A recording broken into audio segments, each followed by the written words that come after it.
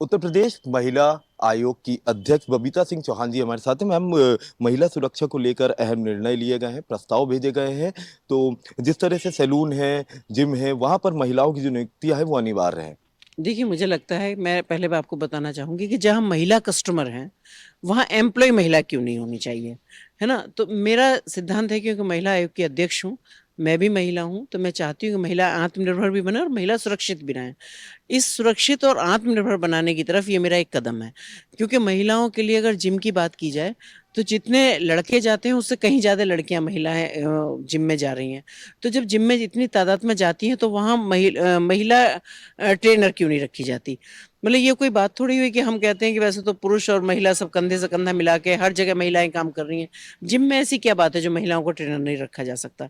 तो मेरा मानना ये है कि जो महिला जिसके साथ कंफर्टेबल हो वो कराएँ, लेकिन ऑप्शन के लिए महिलाओं के लिए ट्रेनर महिला भी रखना चाहिए। तो मेरा सिर्फ़ एक ये बात है, क्योंकि कई बार महिलाएँ जो करान करती हैं वो ठीक है, लेकिन कई बार महिलाएँ कहती हैं कि नहीं जी, हमें महिला ट्रेनर चाहिए, तो उनको कई बार दूसरे जगह से हायर किया जाता है, वो जस्ट डबल और ट्रिपल रेट पे उनको मिलती हैं। ठीक है? उसके बावजूद अभी आपने देखा होगा पिछले 10-12 दिन पहले की बात है कि ट्रेनर को लेके और महिला को लेके एक कानपुर में भी अभी मर्डर हुआ था। उसमें और ऐसे मेरे पास बहुत सारे केसेस हैं कि जो पार्लर से जुड़े हुए, जो ब्यूटी उससे जुड़े हुए और ये सारे मेरे पास आते हैं जो बुटीक से जुड़े हुए, कि वहाँ थोड़ा-सा ना बैड टच वाली प्रॉब्लम आती है। तो मैं सिर्फ ये कहना चाहती हूँ कि मेरी कोई बंदिशें नहीं है महिलाओं पे भी कि वो मैं ये कहूँ कि नहीं वो महिला ट्रेनर ही रखेंगी या महिला ट्रेनर के साथ ही एक्सरसाइज करेंगी, वो खुशी से करें जहाँ उनको कंफर्टेबल लगे। लेकिन मेरा मानना इतना है कि अगर कुछ ये चाहती हैं तो कुछ महिलाएं ये भी चाहती हैं कि हमारे लिए महिला ट्रेनर वहाँ होना चाहिए। ऐसे ही मैं कहना चाहूँगी कि जो ब्यूटी पार्लर हैं, ब्यूटी पार्लर महिलाओं के लिए हुआ करती थी और महिलाएँ काम किया करती थीं। लेकिन अब पिछले डेढ़ 2 साल से एक नया चलन आया है कि उसमें भी लड़के काम कर रहे हैं। तो एक तो ये है कि जो महिलाओं का अधिकार क्षेत्र है, वहाँ भी लड़के उसमें कायम होते होते जा रहे हैं। जबकि हम महिलाओं को आत्मनिर्भर बनाने की बात करते हैं, उनको काम दिलाने की बात करते हैं। तो लेकिन ख़ैर वो भी कोई बात नहीं है। लेकिन आपने देखा होगा कि जैसे ब्राइडल के मेकअप करते हैं लड़के, उनको कपड़े तक लड़के पहनाते हैं। फिर उनकी वो वीडियो बनाते हैं, फ़ोटोग्राफ करते हैं, फिर उनको वो अपने आप को फ़ेमस करने के लिए उनको बाहर वायरल करते हैं। मुझे पता है कि कोई भी माँ-बाप ये नहीं चाहेगा कि किसी बेटी को कपड़े कोई लड़का जाके पहनाए वहाँ। जब वो उनको वायरल करने वाली बात आती है, क्योंकि ना तो ये हिंदुस्तान के संस्कार हैं और ना ये उनकी संस्कृति है, इस तरह की, और जब उनको वायरल करने की बात आती है तो वो लड़कियों को फिर ब्लैकमेल करते हैं। ऐसे भी बहुत सारे किस्से हैं।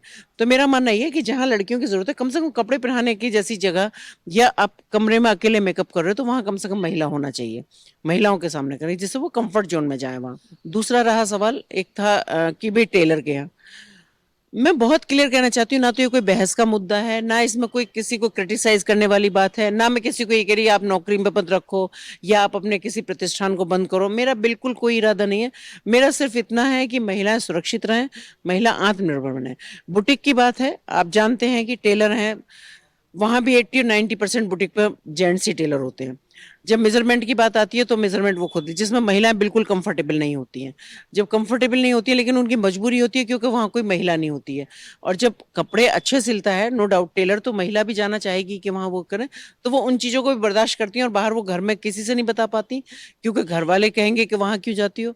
समाज में किसी से नहीं बता पाती क्योंकि अभद्रता लगती है, नहीं अच्छा लगता। लेकिन ये शिकायतें भी महिला होने के नाते मेरे पास बहुत बार आई। प्रदेश के तमाम जिलों से इस तरह की शिकायत आई, उसके बाद आपने ये अहम निर्णय लिया। Yes, of course. और मेरा इसमें किसी को भी ये नहीं है कि किसी को मुझे नुकसान पहुंचाने की दृष्टि से, देखिए अगर रोजगार की दृष्टि से बात करूं, अगर मैं लखनऊ की बात करूं, तो अगर यहाँ 15,000 जिम होंगे, जो मेरी संख्या बहुत कम है, तो 15,000 जिम में अगर दो दो ट्रेनर भी रखेंगे तो 3,000 लड़कियों को हमारी को रोजगार मिलेगा। तो जब सब जगह है तो वहां क्यों नहीं है? तो महिलाओं को आत्मनिर्भर बनाने के लिए, महिलाओं को सुरक्षित रखने के लिए ये मेरा एक प्रयास है और मेरा कदम है, और मैं चाहती हूँ कि इस पे काम होना चाहिए। मैम, प्रस्ताव भेज दिया गया, कब तक ये इसको जमीनी प्रस्ताव नहीं है, ये आदेश किया जिलाधिकारियों को। आदेश हो गया? ये मतलब मेरा आदेश, जी। ये जमीनी स्तर सभी पर उत्तर दिखाई। प्रदेश के सभी जिलाधिकारियों को ये मेरा आदेश है कि इसको जल्दी फॉलो वो कराएं। बहुत बहुत धन्यवाद। तो देखिए, ये उत्तर प्रदेश महिला आयोग की अध्यक्ष बबीता सिंह चौहान जी थी, जिन्होंने बताया कि महिला सुरक्षा को लेकर ये अहम निर्णय लिया गया है। विजय हरिराम के साथ मैं बुतला, आज की खबर लखनऊ।